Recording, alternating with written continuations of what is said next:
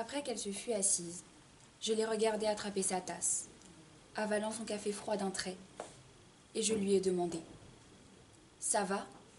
« Je suis désolée, Thomas. Je pensais que je tiendrais le coup. Je me suis préparée tout l'été. J'ai répété les phrases que j'allais dire. Nous en avons parlé avec ton père. Et voilà que je m'effondre.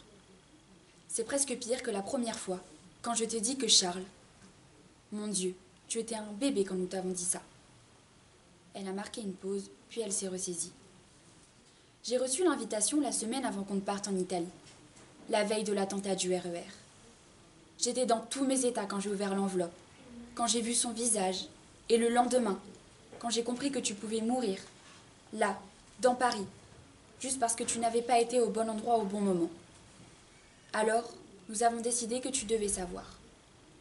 Thomas, l'homme sur la photo, Grégoire Tollian, est ton père. » Je suis restée interdit, sans plus savoir ni ce que je voulais, ni même où j'étais. Puis, c'est revenu doucement. J'ai compris pourquoi les traits de cet homme m'étaient familiers.